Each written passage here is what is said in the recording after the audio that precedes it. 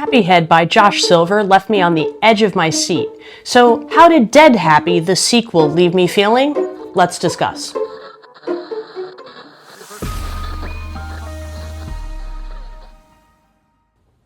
Hi, I'm Amanda, and this is Spineless Books, your one-stop, spoiler-free shop for all things audiobook. When I read Happy Head by Josh Silver last year, I felt like it was one of the better thrillers that I've read.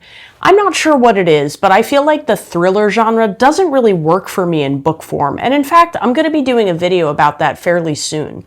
But when I read Happy Head, it had me on the edge of my seat, truly. So I was really excited to pick up Dead Happy, the second book in the duology, to see how this story concluded. Right away, the second book picks up exactly where the first book left off, and narrator Hugh Parmenter is back to tell the story again. Now, I think Hugh Parmenter happens to be an underhandedly brilliant narrator in that he perfectly captures a disenfranchised teenager. Seb is snarky and angry and bitter, and sometimes he's really serious, and sometimes he's really emotional. And I think Hugh Parmenter nails that in both performances. Now, this is a review about Dead Happy, the second book, but I do want to briefly recap Happy Head, the first book, for those who are not familiar. Spoiler-free, of course. So, Happy Head follows Sebastian, who is a teenager whose family is convinced he's depressed. Now, Sebastian doesn't believe he's depressed, but he agrees willingly, even though it's kind of not his preference, to go to Happy Head's facility for depression treatment. As soon as he gets there and says goodbye to his family, he realizes right away that something is off about this facility. Many of the treatment methods are completely unorthodox and not okay, and often they hinge on dangerous.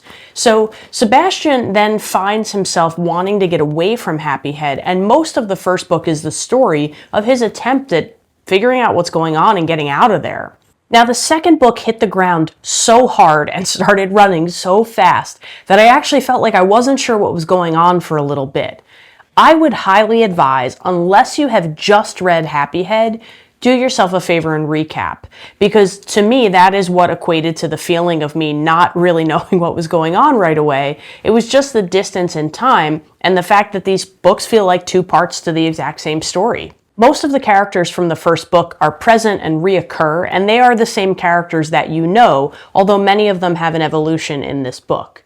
But the unorthodox techniques, like forced relationship pairings and borderline torture, continue as you are familiar with from the first book. The lack of transparency from the Happy Head facility definitely adds to the moral ambiguity and tension in this narrative. I most appreciated the evolution that Seb makes over the two books. We get a lot deeper into his psychological state, and I really enjoyed his arc over the two parts of the story. I think it was really well done, it was appropriate, and it made me feel like I was really satisfied with how the two books went for him. Characters like Finn and Eleanor become a little bit more prominent in this story as well, and then the rest of the characters are around, but maybe not as important as Finn, Eleanor, and Seb. This is an unusual narrative in that there are not a lot of mystery tropes. It's a lot of hard-hitting, consistent action. You go from scene to scene to scene of really intense moments, and that's hugely important in keeping the pacing of the book so fast. I was really gripped and engaged by this book, which on the surface seems to be about mental health.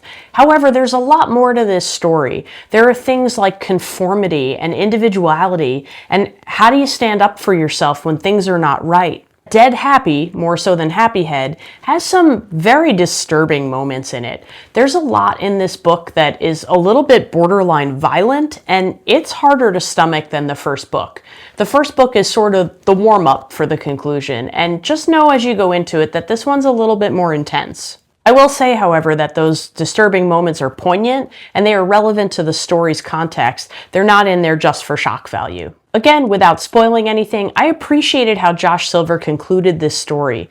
There was a lot of twisting and turning in this second book that I didn't see coming, and there was a lot that resolved in a very logical way. I think he did a very tasteful job of allowing some of the arcs to come to a conclusion, while others were left a little bit open-ended and to our imagination as readers or listeners. I was certainly pleased to see the sequel retain the swift pace that the first book had established. If you enjoyed the first book in the series, I would absolutely recommend picking up the conclusion to the story. I think it's really worthwhile, although I will say if it's been a bit since you've read the first book, you should probably recap some details. I know that would have helped me, and I do realize in retrospect that had I done that, I would have had a smoother transition into this second book, Dead Happy. If, however, you have not read Happy Head, you might want to consider planning to read both in quick succession. They really do feel like they're one long story chopped in half, so I think the idea of planning to go right from book 1 directly into book 2 would be a helpful piece of advice. Book 1 was a 5-star read for me, and this book was a 4.5-star read. So for a duology, that's a pretty high score. And I really enjoyed both, and I think Josh Silver has a lot of great writing ahead of him. But remember, you might love what I hate and hate what I love, so make your own opinion, but thanks for listening to mine. See you next time.